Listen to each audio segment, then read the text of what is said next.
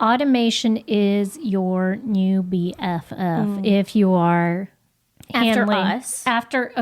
First us, Yes, automation first us. number 2, okay? Because it's going to cut down on the amount of time that you have to sit there and manually do something. Hey everyone, welcome to the S.O.B Marketing Podcast, where we celebrate the S.O.B that you are, and if you haven't figured it out yet, we mean small-owned business. We don't mean S.O.B. Listen, we know that as a small business owner, you are working hard on the daily to keep your business fully operational while trying to promote it. And while some days it may feel like the business is owning you, if we're being honest with each other, I bet you would admit that you wouldn't give up the insanity for anything. Our commitment here at the S.O.B Marketing Podcast is to give you the real talk, what works when it comes to advertising, marketing, promoting your business, and then what doesn't really work. And Chelsea and I promise to always keep the conversation real. Hey everybody, and welcome back to the S.O.B Marketing Podcast. S.O.B as in small-owned business. We would never call you guys names. Before we get started, y'all, how many of you are not following us right now? Or how many of you are not subscribed to this podcast? You're listening right now, but you haven't done that little extra step that takes, 2 seconds? Come on. You guys are overachievers. We know it. Come on, let's do it. Exactly. The point is it helps us get in front of other small business owners, and we want to share the knowledge when it comes to how to market your small business in-house. That's what we're all about here. Vivian, what are we talking about today? All right, so today's topic is going to be one for the ages. Oh. If you are a I don't want to say one man, one woman show, and you are handling your marketing in-house, we want to give you the survival guide. Okay, these are the things that are absolutely essential, bare minimums. And the reason we want to share this with you is because we know there's a ton of marketing advice out there. However, sometimes you just want to keep it scrappy and you just want to do the basics, the things you absolutely have to do. So that's what we're going to be reviewing today. Yep. Before we dive into that very specific conversation, I have 3 things. Oh, she has 3 things. I have 3 things. Very Let's important. Hear. Okay. Number 1, just a reminder, we do have a TLDL section.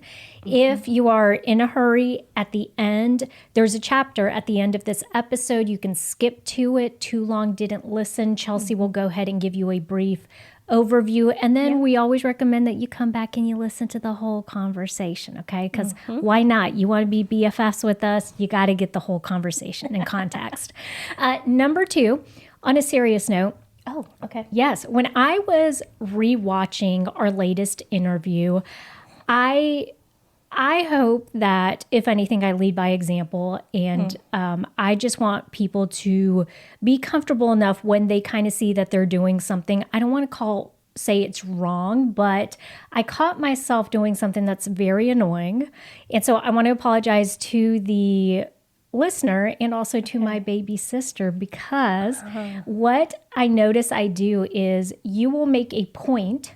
And then I come around on the back end and I always say to further explain or to, whatever. And what I notice is that, because I pick up on little cues, I notice that maybe it makes it seem like I feel like it needs further explanation or more in-depth conversation. And I don't want you to feel like your thoughts are not by themselves standalone and good thoughts, okay? Well, thank you. I did not feel that way at all. I think it's good that you come in and you further explain, because it gives another point of view. It gives like an in-depth conversation. I want our conversations to be in-depth, not to use the same phrase again, but I want our conversations to be in-depth because there is an entire thought process. Yes. When it comes to marketing, and I want everyone to understand it. And hopefully this podcast, if you guys haven't listened to a few of our episodes, I think when you do, you start to realize that maybe what makes us a little different is that, for one, we're not up here preaching and saying this is the only way to do marketing. Marketing is nuanced. We always say it's part science, part art. And I think that's where having different perspectives does help. Also, I think we're coming from different environments, not to heavily point out the age difference, but I do think because we have a 15-year age gap, we do have different ways of viewing the world and also marketing in general. And I hope that the viewer or the listener, if anything else, that you guys pick up on the fact I'm not ever trying to disprove or argue Chelsea's point. I think it's just the way my brain works, where I'm like, oh, like, is that, if I had never heard of this, would I understand it? Yes. No, so. I think it's good. And I think when we started this podcast, one of the reasons why, because Vivian came to me and she's like, do you want to start a podcast? And I was like, oh God, like another podcast? Jesus. Why are you my sister? Why are you always approaching me about stuff? But she was pitching it to me and I was like, I want to help small businesses. That's why I joined the Seasoned Marketer. It's an area in which I feel like there are a bunch of marketing podcasts out there. I'm not going to talk about any of them, but I feel like we do a good job of being real and no nonsense. And I appreciate that we have two different perspectives because marketing is kind of personal. Yeah. It's a very personal field. Yeah, for sure. And I just wanted you to know you are highly valued, and I do value your opinions. And so I don't want to ever make you feel like I don't value what you're saying and the perspective that you bring. I can already tell what happened is Vivian was watching, because I edit the episodes and then I make Vivian watch them just, to make sure they're okay. And she got to, there's a specific part where, I don't remember what I was talking about. That was so long ago, y'all. I explained my point, and then Vivian said, okay, for a different perspective. And then Caroline said, I also have a third perspective. Yes. That could be what you're thinking of. I loved that. Yeah. I love that because that's the point, is that everyone views things differently. And marketing, again, is nuanced and yeah. Well, I'd rather always be safe than sorry. Okay. And so I just wanted to put that out there and let everybody know. And then the third thing, which is probably the most important, they've been saying that you sound like an owl. What? What? They've been saying you sound like an owl. An owl? Like the bird? What do you mean I sound like an owl? Chelsea. Who is saying, y'all? Say it again. Who? Is this a joke? I hate you so much right now. Okay. Who has taught Vivian to start pranking? All of a sudden, she's got all these pranks she wants to do. This dog jaw. I don't know what dog jaw is. I love, though, that you said who. Owl, who? All right. Anyways, big sister humor there. Let's go ahead, without further ado. Let's not keep the people waiting. Let's give them what we're here to talk about. So, survival guide for a one-person marketing team. Yes. Chelsea, where do you want to start? My first point, Vivian, know the basics. Know your basics as a small business. So you need to know who your target audience is. Who? Oh my God. We're going to go more in depth in this, but I'm just doing bullet points right now. So target audience, creating a customer avatar, brand guidelines, knowing what your goals are, and then if you can, creating a marketing plan. Perfect. So with the knowing your target audience, let's go through each one of these very quick. Perfect. The knowing your target audience is going to help you as far as time saving because you are going to get really granular about who your product and service is for because that's also going to dictate who it's not for. And the people you are not going to be wasting your time trying to pitch and sell this whole time because you are a one-person show. Yes. Or it could be that you're saving money because you're not spending money trying to, once again, attract people who they are not for you. So your it's brand not, is it's not for them. Or, it's and. And. You're correct. Yes, it's and. and save time and money. And this is why I added customer avatar in here. It's not necessarily a basic, because it does take a little more work. And there are a lot of businesses out there who don't bother to create a customer avatar. But I feel like if you are a one-person marketing team, the better you understand your target audience, the more efficient you're going to be. So creating a customer avatar, basically you're creating a persona or an entire made-up person who is the embodiment of your target audience. If you don't know how to do that, we have an entire episode on it. So go listen to that.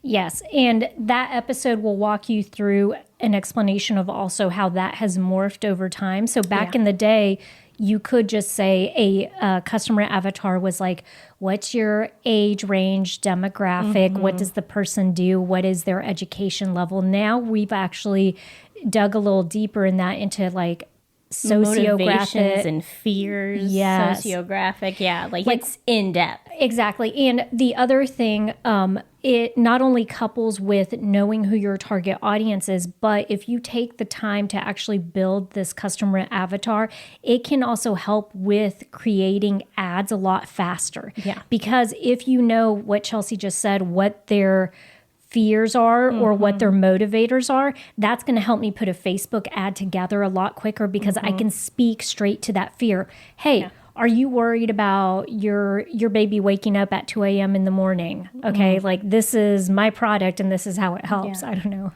I mean, knocks them back out and they go to sleep. Whatever it is, okay? But Baby drugs. baby drugs. Baby robot knocker outer. I don't know. feel like drugs is more appropriate than a robot that knocks out your baby. I mean, but at least that's external and not internal, right? Giving them drugs is internal. It stays in there. Yeah. Yes. Okay. Brand avatar. Nope. Customer avatar. I'm thinking of brand avatar because the next bullet point is brand guidelines. Yes. When you have very clear branding, it's going to help legitimize your business. Right? So it's more than just colors and fonts too. It's brand voice. It's how you are perceived by other people, by hopefully your target audience. And if you're wondering what a brand voice, to Chelsea's point, I think at the bare minimum, you want to have your color palette picked out, right? Your logo, like maybe 2 versions of a logo, vertical and horizontal. You also want to be sure that your font is consistent and all that. Let me give you perspective. This is not only helpful to you, but let's say that you decide as a one-person team, you're like, hey, I'm ready to move on to the next level and actually start placing ads in the local newspaper. Having these guidelines set out for you, your brand guidelines, then you share that with the graphic team on the newspaper side of it, and it helps them to help you put an ad together, right? So this is going to help save you time because it's a one PDF that you can send to people and let them know ahead of time, hey, this is for consistency purposes, this is what we do. So let me offer this to you guys. I'm going to be a bad business person here. Just kidding. We have a 1-page PDF Canva template that we usually will sell for like $3 or something on our website. If you guys, she's gonna give it to you guys for free, aren't you? I am. If you guys want it, just hit us up. Go ahead and email us at chelsea@theseasonmarketer.com and then we'll go ahead and send it to you because it is really helpful to have it all congregated. Yeah, congregated in one page. So the next 2 bullet points, Vivian, are marketing plan and knowing your goals. I kind of want to combine them because we've said it before on this podcast. You don't necessarily need a marketing plan. You definitely don't need like a year-long marketing plan. If you can do one, that's great. But we understand that it can be really difficult trying to create one. Go listen. We have an episode for that as well. Shocking. I know, for marketing plans. But really, what you need to know is what your goals are. Like, what are you trying to accomplish? Is it specifically, I am trying to bring more people in via my online sales? Like, I want to make more sales on my website. Am I trying to increase foot traffic? Like, understanding what your specific goal is going to help you be able to understand better what marketing opportunities are worth your time. Because again, you're one person show, you ain't got a lot of time. I would want to challenge people that maybe the way they view a marketing plan shift a little bit, because I think so much of what people think in their head a marketing plan is, it's the thing that you submit to the bank when you go ask them for a loan. It's like that big, lengthy, 5-year marketing plan, 3-year marketing plan, 1 year. Like Chelsea said earlier, if you guys do it in 12-month increments, great. If you do it in 6-month increments, you could even do it quarterly, every 3 months. That helps with setting goals. And then also on top of it, the tracking of goals, right? So how do you know if a marketing channel or a marketing opportunity was successful? You have to be able to track it. And so if, let's say, one of your goals is to sell more of widget A, right, in 3 months, well, then if you've actually done that, you'll be able to see that, month to month. So I think just changing the perspective, the podcast that we did on marketing plan helps quite a bit, because if anything, we're telling you guys how to put one together that is not going to be sitting getting dusty on a bookshelf somewhere, but it's going to be one that you can actively use month to month in your business. Yes. Love that. And also love that you said widget A instead of bringing up the baby puncher again, because that's a good idea. If you want to sell more of, baby sleepy puncher, knocker outer. Knocker outer, yeah. So that's know the basics. Those are the basics. Now I have prioritize. Okay. So what marketing channels do you want to focus on? This is why you need to know the basics, because you need to think back to what your goals are and what the focus is, because that's going to impact what channels are going to be most effective for you. But prioritizing does not have to be just like which marketing channels. You can get more specific with it. For example, if you're doing social media marketing, prioritize what social media platforms you're on. I cannot stress this enough, you guys. You are not going to be able to be on all the social media platforms. You're not. Yeah. We're on 3, 4 technically, but I need to get back on it when it comes to Pinterest. But that's a great example. Like, I know that Pinterest is one more platform that might be too much for me. So I prioritize Facebook, Instagram, and TikTok, because I know that's something that I can handle. If you can only handle Facebook, then just handle Facebook. And I think this does something with your mindset when you prioritize, because at the end of the day, you're going to feel like a loser if you can't do everything. Now, I'm talking from personal experience. Okay. You are a one-person marketing team. Yes. You are not going to be able to do all the things. And so prioritizing, I think, gets you in the right mind space, because you have this understanding that I don't need to be on all platforms. I don't need to be doing all the things. As long as I can complete these 3 things that I prioritized over the next 3 months, it's going to be a success. And I am chiseling away at my big marketing goal for the year. Yes. And so working backwards helps you with that prioritization. But let me give you a perfect example of how recently Chelsea and I have had to do this. Now, we're not a one-person marketing team. We're 2 people, obviously, united, one soul. But what we've had to do is you're going to see a shift over the next year with how we have the season marketer and S.O.B marketing setup, because S.O.B marketing, obviously we have the S.O.B marketing podcast. That's a little more of a overall umbrella. Right now we have all of our resources under the seasoned marketer name. And so over time, we are going to have to chisel away at moving stuff over under this S.O.B marketing umbrella. That is, when Chelsea and I have talked about it, she has spared no words in telling me that is a big undertaking. Yes. And so in order for us to do that, that's not something we can just do overnight. It's going to take us months to do it. And so therefore, that's why prioritizing, we can say the end goal is this.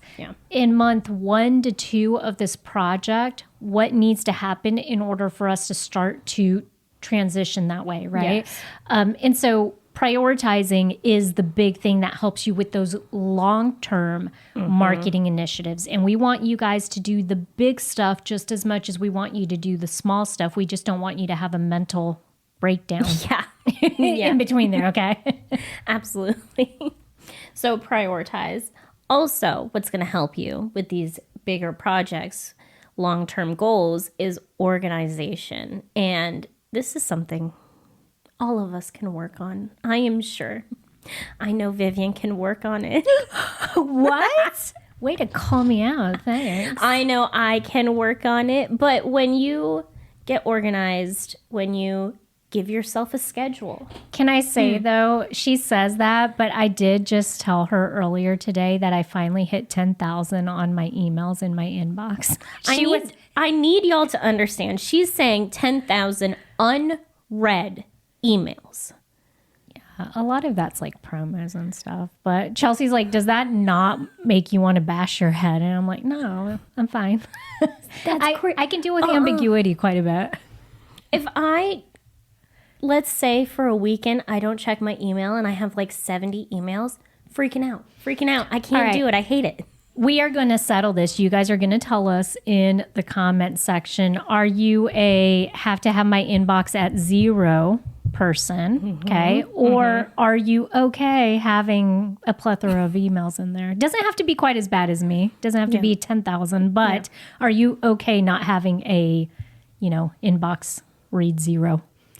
I have a bad feeling that no one's going to agree with me. I actually think you're going to be shocked at how many people probably are going to agree with me, that they're okay with not having their inbox that tidy. Okay, well, organization can still help. Schedule, that's what we were talking about before. Vivian wanted to point that out. Having a schedule can help you become more productive. And I think we had this conversation last week when we were talking about getting yourself out of a creative funk, but schedules can help you stay on top of things. So give yourself a schedule, whether that's for your email marketing, whether that's for the content for your social media. This is important because when it comes to marketing, consistency is so important for staying top of mind, that creating a schedule will help you stay top of mind. It does also, I say this every time, I need to find a better word for this. Train. It's not train. You're not training, but you kind of are. Conditioning? Conditioning. I don't know if that's worse. Better. No. Okay. You're conditioning yourself into setting up a process where you have buy-in and you're also going to end up getting results. Yeah. So if I tell myself I want to be present on social media, what better way to do that than to ensure that I am posting a certain amount of time per week, or that maybe I set aside 1 day a week where I will literally just sit down and plan out all of my Instagram posts for that week. And it doesn't have to be super regimen, but do whatever works best for your schedule and get yourself conditioned to, looking at the priorities, the stuff that you have set out as your goals, and then working towards that organization in schedule. And also, as Chelsea has made it very clear, organization in filing information. And, nowadays you guys are probably dealing with your content creators as small business owners, even though you didn't sign up for it. And so I'm sure you have a Google Drive or a folder sitting on your laptop of all of these videos. Repurposing, organizing stuff helps you with being able to repurpose and to get more juice out of something you've already done. So just consider that. So if you're trying out this whole organization thing and you want to start getting organized, Google Drive, They have spreadsheets, Excel spreadsheets. Tools like that can help you. I love a good spreadsheet. I'm glad you brought this up too, because the other thing is our hope for you is that maybe one day you don't have to be a one-person marketing team. And so if you utilize something like a Google Drive and you have folders set up in there where you have B-roll in one folder, B-roll videos, you have, a listing of a spreadsheet of all of the products, maybe the SKU numbers or like the price points or a description of the product. Whenever you do hire somebody or you're able to outsource some part of your marketing, just giving them access to something that's already organized is so helpful, because it's one less thing you have to do at the time of you worrying about hiring someone. Stop wasting your time Googling how to market my small business. Join the S.O.B community. Get templates, expert advice, weekly Zoom calls with us, and a supportive group of other business owners for, get this, just $50 a month. Marketing doesn't have to be hard when you have help. Head over to www.school.com/SOB. That's SKOOL.com/SOB, all lowercase. Join today and feel confident in your marketing.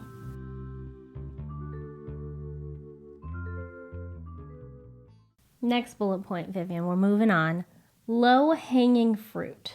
Oh, I like fruits. Yes. And punching babies. Someone quote that. Someone pull that. That's going to be our reel. For the record, I do not. Okay, I love babies. Babies are the best. Okay. Maybe. No, I'm going to leave all this in, but I should cut this all out. I'm not going to, though. What I mean by low-hanging fruit, give yourself, help yourself, right? What's something that you can automate? So let's think about email marketing. Responses to common questions. Like you can schedule out posts, doing things like that where you can put it off, not onto someone else, because again, you're a one-person show, but automating it so you don't have to deal with it is going to be so helpful. Automation is your new BFF if you are After us. First us, Yes, automation first us. number 2, okay? Because it's going to cut down on the amount of time that you have to sit there and manually do something. But on top of it, the other thing is that you are consistent with your communication, because I'm going to tell you guys, unless you have this stuff copy and pasted in a Word document somewhere and you're opening that up every single time you're doing this, what you're saying kind of varies, person to person. And so it creates consistency in your messaging. And I like it because, for example, when we set up a download, this is how we automate it. We use Flowdesk. It's a wonderful resource to send out your emails, but they also have this thing where you can set up all of the automation for downloads and create like sales pages. So it's very robust. When we do the download and we set up that entire process in there, literally I probably spend about 15-20 minutes setting that up, and then I don't have to revisit it unless Chelsea and I update the download or do something like that to it. And then it's all coordinated on the back end. Now, when I want to go look at the analytics, great, we have an email list of over 1,000 people, over 1,200 people on there at this point. Where did these people come from? I want to know what's intriguing to them. Why did they sign up? I go and I look, okay, what downloads brought them into our email list? And then that gives me some perspective. If the majority of them are because they downloaded something having to do with craft fairs and markets, then we kind of know that that's something that they're interested in. So you're able to also better target people and match them up with better services and products that you have. Absolutely. I love that you said that. And again, with consistency, it can be something as simple as you get asked these same questions over and over again on your Instagram profile. Okay, well, you can set up a response, even though I don't think it's automated. Is it automated? You can automate it to the point where, like, if you type in, so you get your response and then you create a keyword from it. So you say, every time I type in market, then generate this response. And so literally then you just type in market and then it'll populate that entire response you have. Yeah. Just doing something as simple as that can save you so much time. And again, like you said, you're responding with consistent messaging. I'm going to add on to this low-hanging fruit idea. Reminder, if you have a Facebook page, congratulations, you have digital real estate. Are you using... That was my show voice. How'd you like go? it. You liked it? Yeah. Okay. So if you have digital real estate, are you maximizing your use? Meaning, open up your Facebook business profile page and do you have a cover photo? What is that cover photo? Is it just a photo, or do you actually have something on there that's a graphic that tells, like, your mission statement, or maybe that shows a couple of your products, or, somehow, shows the storefront of your building. Utilize it to your advantage. Go back. Same thing with your website. Congratulations. If you have a website, you have digital real estate. You guys, what is that homepage look like? Is it easy for people to navigate through? Take the thing. Chelsea and I consistently talk about Google business profiles. Yes. You would be shocked if you have not gotten back in. Let's say you reserved, what do you call it when you take your Google business profile? You claimed it? Yes, you claimed. Okay. When you reserved, when you claimed your Google business profile, if you have not looked at it in 2 years, you'd be amazed at what Google now lets you do. You can upload videos, you can upload photos, you could do 360 photos on there, all of the stuff. They allow you to even include now your Instagram profile, your Facebook profile, meaning all they have to do is click it and it goes straight to your Instagram page. So, I mean, if you haven't gone in there and built that robust thing, and to Chelsea's point, if you haven't looked at the low-hanging fruit that you have, do it today. Just kind of make a short little list of every place that you have and go through that list and say, have I utilized it to its full extent? Yes, and yes. Absolutely. Another form of low-hanging fruit, Vivian, I have two. Repeat customers. We did an entire series on new versus repeat customers. The thing with repeat customers is they cost less and generate more money. Yes.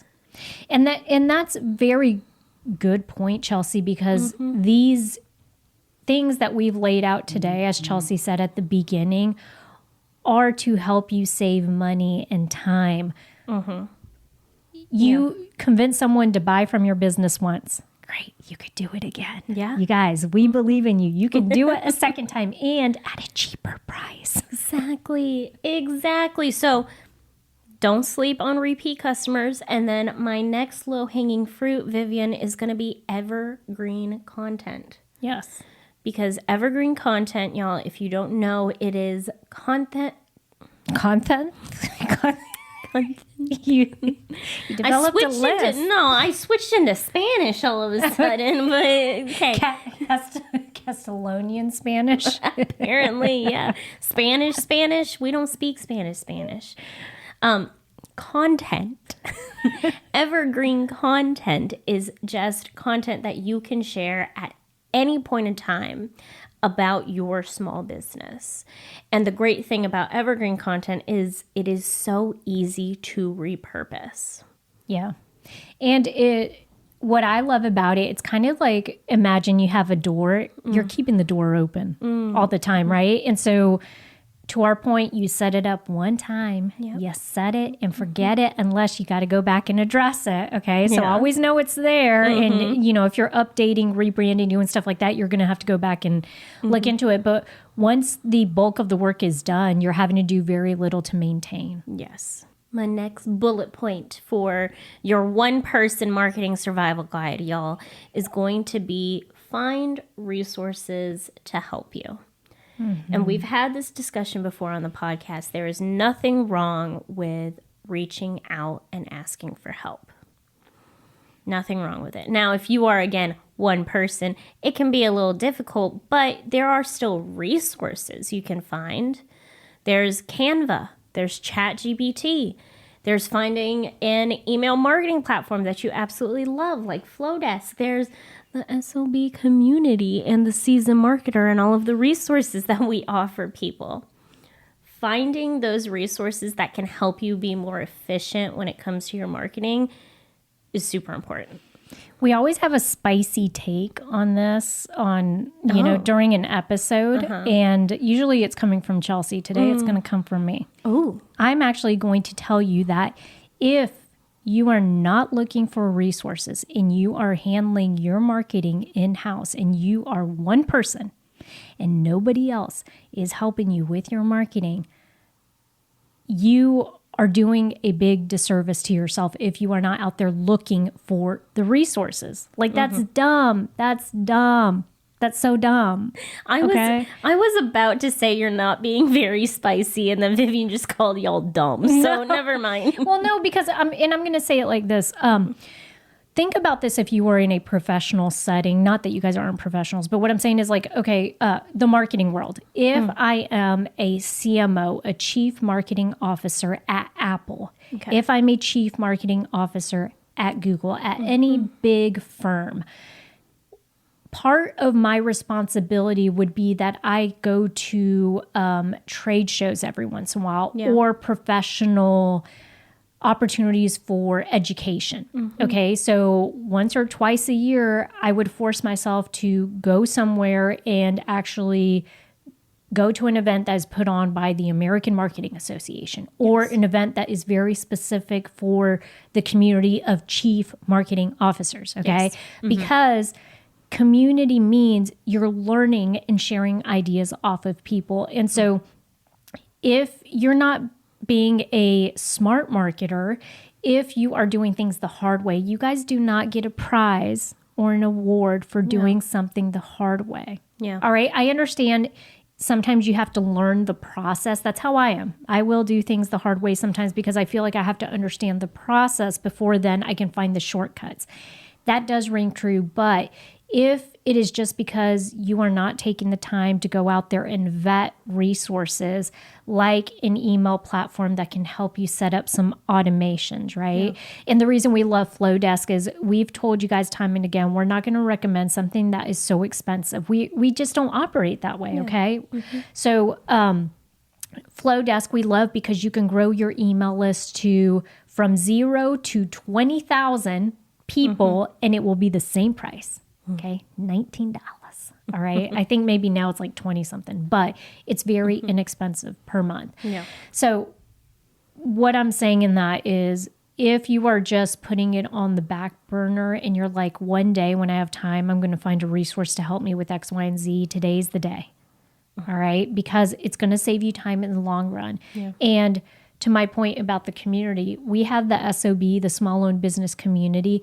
Part of the attraction there and part of the benefit of joining a community like ours, like we said, it's not expensive, $50 a month, and you get to hop on weekly Zoom calls with us and with other small business owners, okay? They are all good at very specific things, and, you can ask them for opinions about stuff and for help and guidance through things.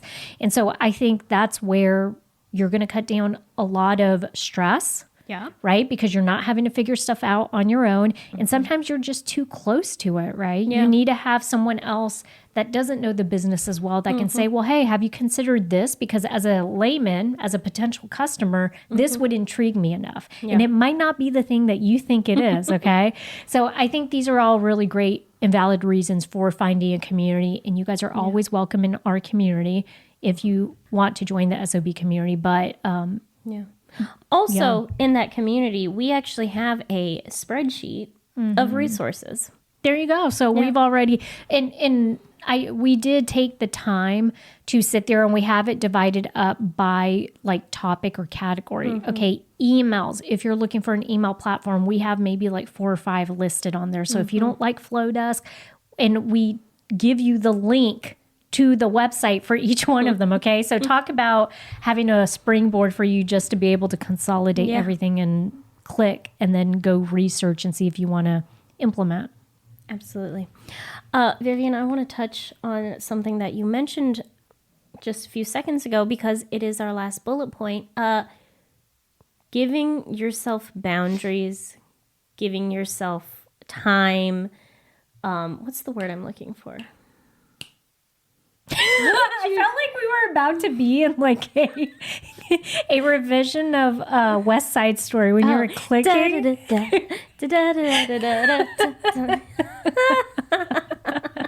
I was like, is she about to break out in song and dance? I wasn't. I can't think of. My point is self-care is important. Okay, that's the last bullet point. Self-care is important. Give yourself boundaries.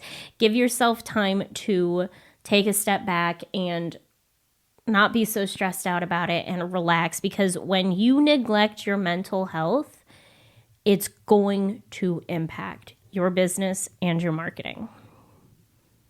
Agree. Yeah. I love everything about that. Yeah.